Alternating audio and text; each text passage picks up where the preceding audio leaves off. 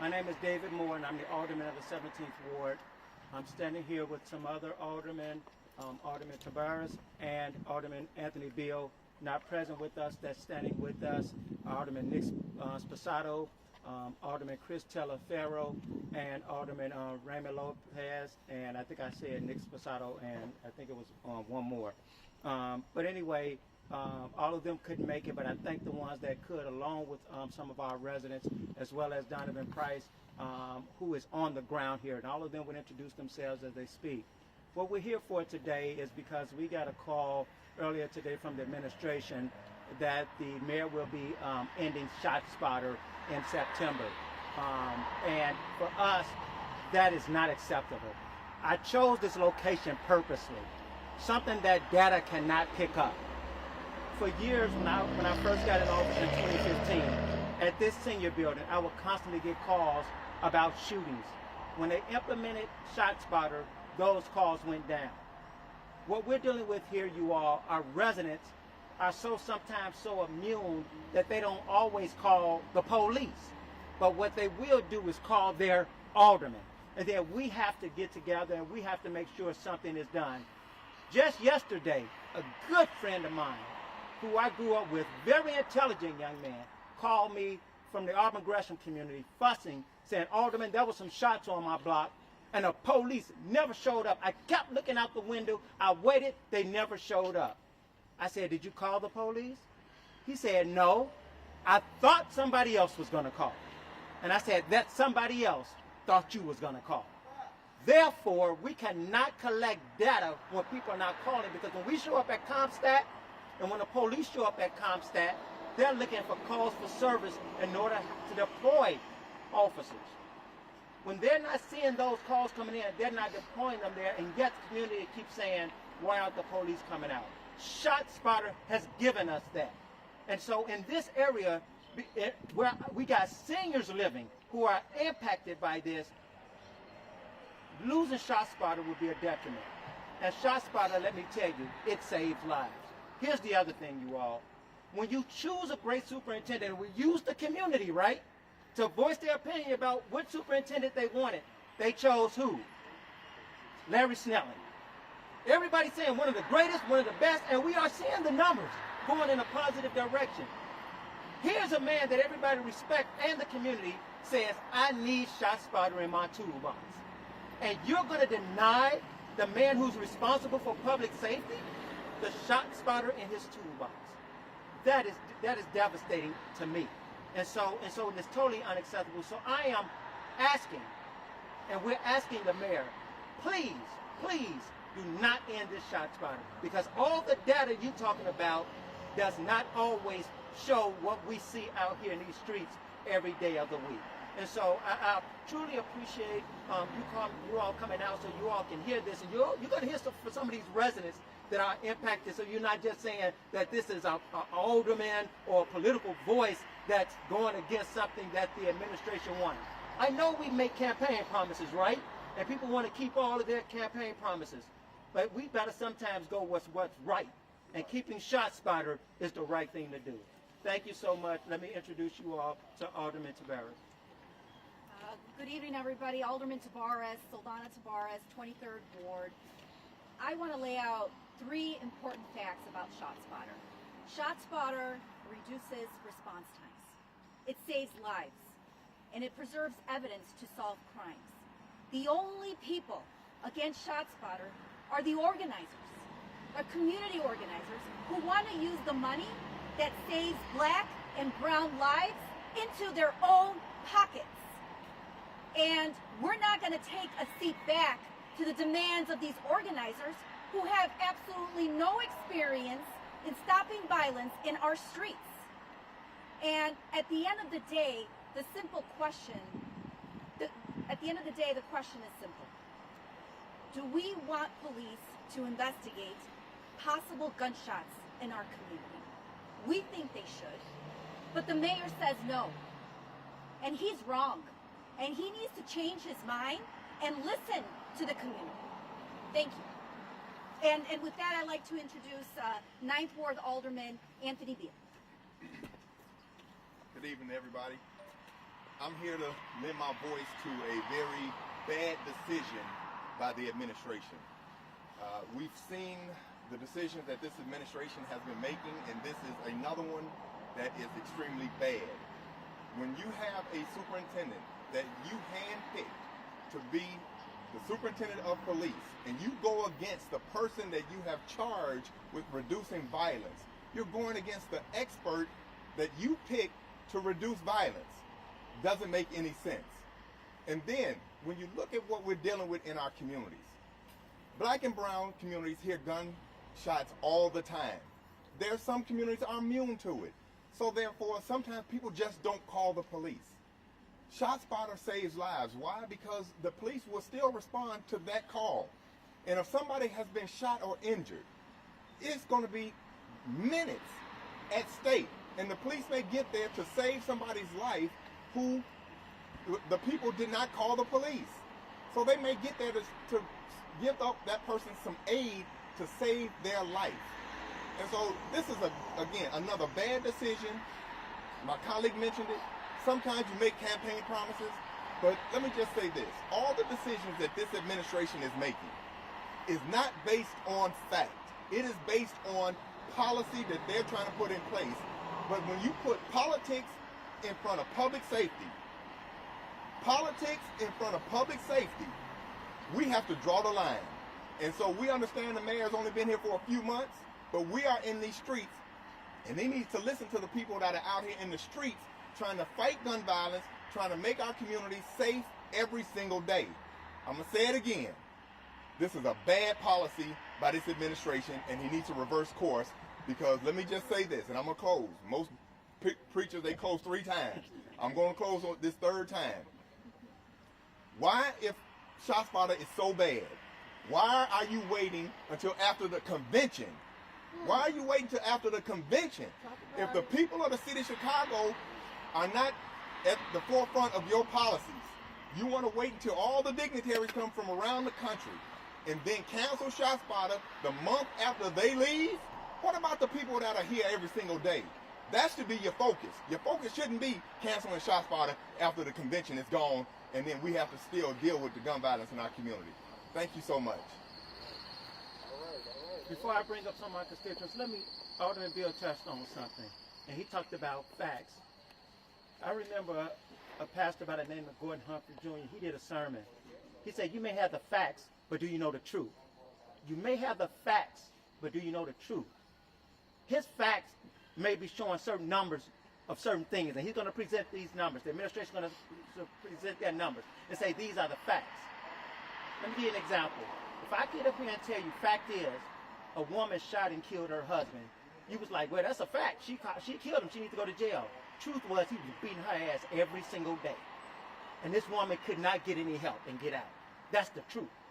Fact is, you'll see some numbers in ShotSpotter, but the truth is, it's saving lives and it's protecting our seniors. And I just don't want you to hear from politicians. I want you to hear from people like Tina Hammond, who's one of our residents. Hello everyone, my name is Tina Hammond. I'm an Inglewood resident, and I also am a small business owner, and I live right down the street. There's a ShotSpotter on my block. First of all, I feel it's very disrespectful of the mayor to make a decision like this without even getting the input of the community. Senior citizens sit out here all the time. I drive through here going to church, going back and forth to other neighborhoods. It is very disrespectful for him to do this without letting us know. When I saw it on the news this morning, I was like, well, where did this decision come from? I sat at the meeting at St. Sabina when we picked Snelling to be in charge. So you handpick somebody, and then you're going to take away the resources that he needs to be able to be an efficient, to do his job efficient to protect this community. You don't live on these blocks. You don't see the fear. These are our most vulnerable people in the community, the senior citizens. You're going to take something away that they need to protect themselves. I just say, shame on you, Mayor, and I voted for you. You're going to make yourself a one-time mayor. That's what you're doing. TINAHAMMOND.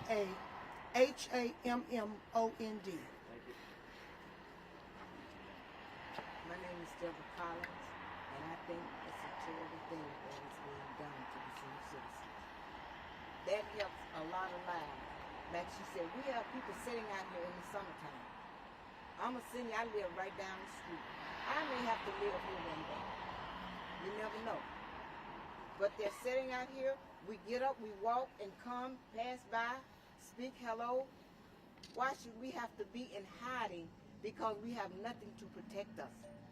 That was put there to protect us. And now you want to take it down? A lot of us don't have a voice. That help speaks for us. Other people help speaks for us. But you, Mayor, should have been speaking for us by saying, no, that shouldn't be taken down. That should be left there at one of the places where the most important places people need to live, to help them. They can't make it on their own. You come outside and you want to be scared to walk, to sit outside, have to stay inside and just look out the window. But if you got that there, you are a little more safer, a little more braver, and you... Right, you're right. Exactly. You're right. You know, people, that's got to stop. You got to stop taking away the protection that we need and that we have. That's right. You don't need to take those down. Leave them, because that helps, and it helps a lot. That's right. That's right. Everybody can't come out here and speak That's right. and say leave them. That's right. But you know that this is wrong. You really know this is wrong. That's right. And I know that I voted for you, and this is something that you're doing to us. You need to hang your head in shame. That's right. You really need to hang your head in shame, because this is a protection. And it shouldn't be taken away. You ain't saying nothing wrong. You It ain't should saying never nothing be wrong. taken away. That's right. It should be expanded. That's right. You have a lot of neighborhoods that need this. A lot of people that are afraid to step forward and say this. You should be backing them. It's like you're turning your back to us. Right. We need this. Right. And I'm as one citizen and a senior that's saying this is something that we need. Right. That's right. That's right. We can't pick up a phone and call. Speak your piece. If you Speak hear your it, piece. the police hears it, they will come. Right. And if they see something, they will enact with it. Right. That's our protection. They're supposed to be protecting us. This is one thing to protect us. Right. So I don't think you should take it down. And I hope you see this and know that I voted for you. You should hang your head in shame. That's right. Speak your piece. Thank you. Speak your Can you piece. say and There spell you your go. first and last name? Thank you, sir. Thank you. My name is Deborah, sister. D-E-B-R-A, Collins, C-O-L-L-I-N-S. Thank you, Ms. Collins. And this next person we're going to bring up, you all see him almost every night, or at least weekly, when there's a shooting that's going on, and he's on the ground listening to those people. Y'all hear from Donovan Price. Please hear from him, Donovan Price.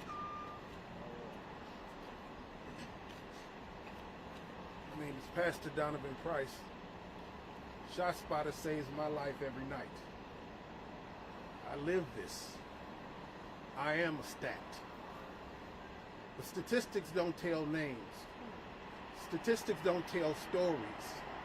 There's no statistic that will say that there's some child sleeping under his bed instead of on his bed simply because of the shots that have been fired. That's right. That's right. There's a movie and there's a saying, there will be blood. And in this case, there will be blood.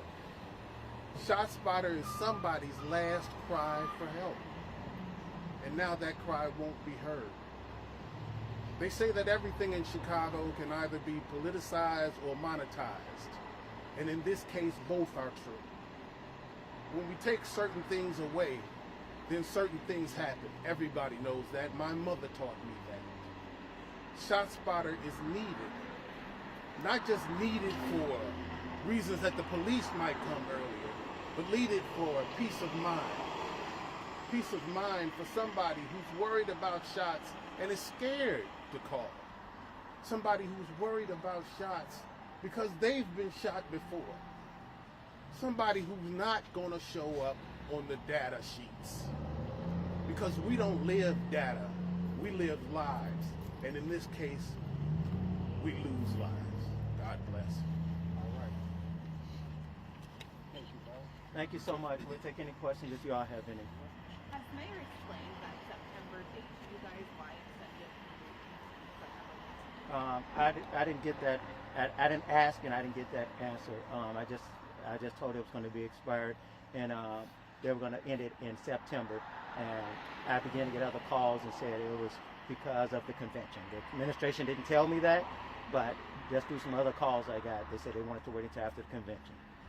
Alderman Moore, can you talk about the way that this was done? The previous administration has been criticized for making decisions behind doors, right? Was it strategic that this contract ended and there was no council vote? You all received a call today. No community discussion. Is there outrage at that part? Yeah, it's outrage because when you say community, and they'll tell you, we went out to the community, they'll tell you, just last week we had something at St. Sabina, and this is something that, of course, people like who are on the front lines of this, like Reverend Flager, who stands with the superintendent on this issue. There's people like that. Everybody was at that meeting. But the loudest voices that was at that meeting were activists and organizers who get money from wherever, but are not living in these communities and not living this everyday thing. And so that was brought up if you were there at that meeting. And so you get all these voices who are not living in the community, coming from sometimes other states. I don't know where they come from. Never seen them in my life as trying to speak for the residents of our communities. No, we speak for the residents of our communities because they hold us accountable. And when they hold us accountable, we must have a voice in there. So to let the aldermanic voices fall on deaf ears, not because we're just aldermen, we're talking politics and all that stuff, it's because we're listening to our residents. There are times there's developments and things that I want in my community that I tell my community, this is good, and they say no. Guess who I listen to? My residents. And that's the same thing I'm doing here with this ShotSpotter. And so I am frustrated that our voices, from the aldermanic standpoint, who represent the residents, it's not David Moore, it's those 50,000 plus residents whose voices are not being heard and are being ignored, as Tina Hammond has said. Sure. Alderman, leading up to this decision, do you feel that you have a seat at the table? Do you feel that you have this? No, I really don't. You know, we were basically invited in like the community. You get 2 minutes to speak. Instead of sitting, you know, hey, you get 2 minutes to speak at the meeting with the, no, we needed to be at the table saying, this is what we're doing, why shouldn't we do this? But this decision was made because you got, so whatever you call these different activists or organizers that they call themselves, they're not organized from the community. It's not the community voices. You just heard from the community voices. These people that run daycares, these people that live here every day, those are the real community voices. And they so doggone busy living day to day, they can't show up to every meeting. But they expect their aldermen to say, you know how I feel. Make sure you represent my voice down there. And that's all we try to do. And when our voices are ignored, they come out. Absolutely. They gonna come out. Absolutely. This what I'm telling you, this just happened today. I think I called Tina 30 minutes before and said, you know, she said, I heard about this on the news. I'm coming. Because they live this every day. These, what they talked about, it wasn't scripted. Nobody said, I need you to say this, they're pouring out their hearts. Yes. I don't need nothing scripted when it's right. When it's right, you don't have to be scripted. And what comes from the heart, I hope reaches the heart, because it's coming from their heart. Can you also respond to the other side? All of your colleagues are not in agreement with you. I interviewed Alderman Ramirez-Rosa, who of course supports this. He talked about the 35 other cities who, you know, talk about the challenges of ShotSpotter. My mama said, if I don't have nothing positive to say, don't say it at all. Don't even talk to me about Alderman Carlos Ramirez-Rosa. That's right. Okay? That's right. That's not, because I won't say nothing positive. You ain't got nothing to say. So I won't even answer that Don't say question. nothing. Alderman Moore. Hi, Tony Hill from the Tribe. I just wanted to know, you guys mentioned the organizing community in your remarks, but can you speak to just about them asking for investment in policies like treatment not trauma and the peace with ordinance? You know what? We'll work with the youth all day long. We'll work, and I want to hear from them. But first and foremost, I answer to my constituents. Bottom line, 24 hours a day, 7 days a week, 365, and that includes my young constituents as well. And so as we look into these things, it's not a either or, it's both things. You cannot get away from your superintendent who the people chose, and then who you appointed, say, help stop this crime. You're responsible for stopping this crime. And then one of the tools that he really needs, you're going to take away. And take it away while he's out of town. Conveniently out of town. I also spoke with FOP earlier tonight. They also pointed out that this came off as very tone deaf to many of them in that organization because it's the 6th anniversary of the death of Commander Paul Bauer, who, as we know, was killed downtown, and also that was, according to FOP, reacted to very quickly, in large part due to ShotSpotter. Do you want to talk to that? I'll let You know, like I mentioned before, you know, I was at that community meeting and I spoke supporting ShotSpotter in my community. I represent the 23rd Ward, the 8th District. It's such a crucial tool. And as a wife of a police officer, you know, my husband's on the job and he responds to those calls, those ShotSpotter calls. So it's personal for me. And I understand, I hear the stories, I understand how it saves lives. I understand how it cuts response time for police and how it's so crucial to preserve that evidence to solve crimes. And I was at that meeting and I heard the community organizers booing my remarks. They didn't give me an opportunity to really finish my remarks. I only got 2 minutes. They were heckling and just like in city council, no different than in city council. And that's not right because you heard from these residents. You heard from the residents who need ShotSpotter. And so we're here to support it. We're here to tell the mayor that he's wrong, that he needs to change his decision and listen to the community. What happens now?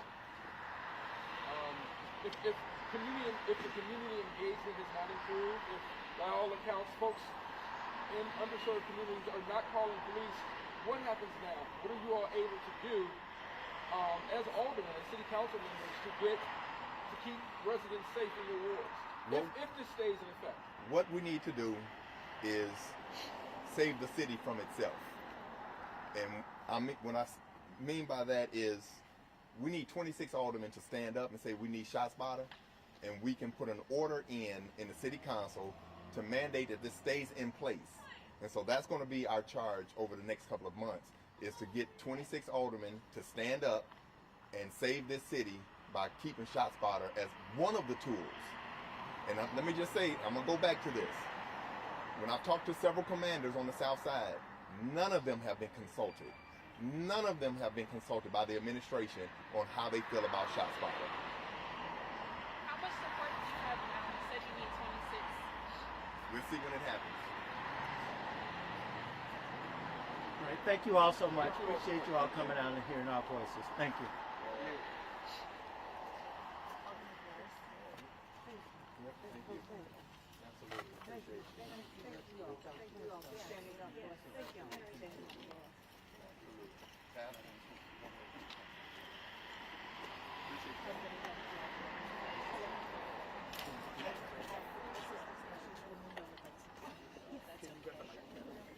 I beg your pardon. Thank you very much. Right over here is fine.